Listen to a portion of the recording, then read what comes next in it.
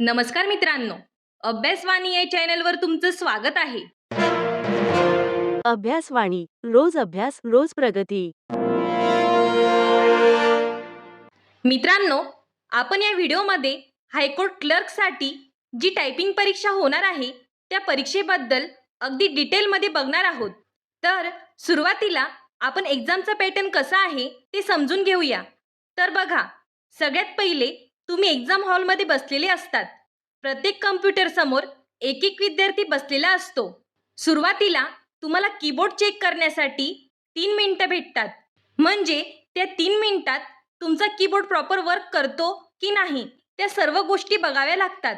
3 मिनिटांनंतर तुमची बेल होते आणि तुम्हाला तुमचा जो 10 मिनिटांचा ॲक्च्युअल पॅसेज असतो, म्हणजे तुमची जी टेस्ट असते ती सुरू होते. आणि त्या 10 मिनिटांमध्ये तुम्हाला स्क्रीनवर कुठेही पॅसेज दिसत नाही.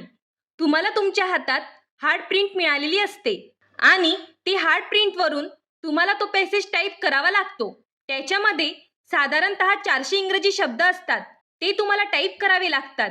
यात काही विद्यार्थ्यांना डाऊट आहे की पॅसेज अपूर्ण राहिला तर मार्क्स निगेटिव्ह होतात का? तर बघा, समजा तुमचे 3 लाईन जर टाईप करायच्या राहिल्या तर त्या 3 लाईनमध्ये समजा 24 शब्द आहे, तर त्या ठिकाणी तुमची 6 चोक 24 म्हणजे 6 मार्क तुमचे तिथेच मायनस होतात. आता उरले 14 आणि जो पॅसेज टाईप केलाय त्यात पण चुका असल्या तर ते पण मायनस होतील. त्यात तुम्ही 10वर आले आणि 10च्या खाली म्हणजे 9 मार्क्स जर आले तर तुम्ही त्या ठिकाणी नापास असणार.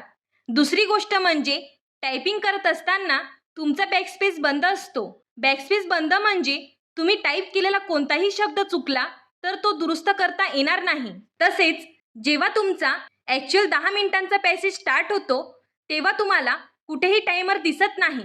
तर तिथे तुम्हाला टायमर न दिसता पॅसेज टाईप करायचा आहे आणि जेव्हा टायमिंग संपतो तेव्हा वॉर्निंग बेल होते, तेव्हा तुम्हाला टायपिंगचा पॅसेज थांबवावा लागतो. यात अजून एक महत्त्वाची गोष्ट म्हणजे तुमचा बॅकस्पेस बंद आहे तर बऱ्याच जणांना वाटेल की कीबोर्डवर एरो की आहे, त्याचा वापर करून आपण शब्दांवर जाऊ शकतो. तर नाही, तुमचे एरो की आणि फंक्शन की टायपिंग एक्झाममध्ये डिसेबल केलेले असतात. तर मित्रांनो, अशा पद्धतीने तुमचा 10 मिनिटांचा पॅसेज असतो. त्याच्यामध्ये अजून एक गोष्ट, जेव्हा तुमचा पॅसेज सुरू होतो तेव्हा सुरुवातीला पॅरेग्राफ असतो. तो पॅरेग्राफ टाईप करण्यासाठी तुम्हाला सुरुवातीला टॅब द्यावा लागतो आणि त्यानंतर तुमचा पॅसेज सुरू करावा लागतो.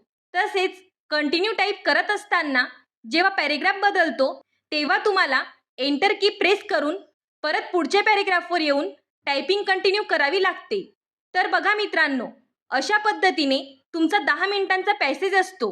त्याच्यामध्ये सगळ्यात महत्त्वाची मला एक गोष्ट वाटते, ती म्हणजे तिथे बॅकस्पेस ऑफ असतो. तर बघा, आता प्रॅक्टिस करत असताना तुम्ही बॅकस्पेस ऑफ करून प्रॅक्टिस करावी, जेणेकरून तुमची एक्झामची प्रिपरेशन योग्य पद्धतीने होईल. यात अजून एक गोष्ट तुम्हाला सांगायची राहिली, ती म्हणजे तुम्ही जेव्हा स्क्रीनवर एक्झाम हॉलमध्ये बसलेले असतात तेव्हा तिथले एक्झाम कंडक्ट करणारे जे काही सुपरवायझर असतात ते जेव्हा तुम्हाला स्टार्ट म्हणतील तेव्हाच तुम्हाला तुमचा 10 मिनिटांचा ॲक्च्युअल पॅसेज जो असतो तो सुरू करावा लागतो आणि जेव्हा ते स्टॉप म्हणतात टायमिंग संपल्यानंतर तेव्हा तुम्हाला तुमची टायपिंग थांबवावी लागते. यात सगळ्यात महत्त्वाची गोष्ट म्हणजे तुम्हाला त्यांच्या सूचनांकडे खूप लक्ष द्यायचं आहे आणि त्यांच्या सूचनांचं तंतोतंत पालन करायचं आहे, नाहीतर एक्झाममध्ये डिस्क्वालिफाय होण्याचे चान्सेस आहे. मित्रांनो, मी जो टायपिंग एक्झामचा पॅटर्न सांगितला आहे या पद्धतीने आतापर्यंत टायपिंग एक्झाम झालेल्या आहेत. कदाचित याच्यामध्ये थोडाफार बदल होऊ शकतो, पण मला असं वाटते की यात फार मोठे बदल होण्याची शक्यता कमीच आहे. या पद्धतीने तुम्ही तुमचा सराव करू शकतात. अजून या व्यतिरिक्त तुमचे काही डाऊट्स असतील तर ते तुम्ही कमेंट बॉक्समध्ये विचारू शकता. धन्यवाद. अभ्यासवाणी रोज अभ्यास रोज प्रगती.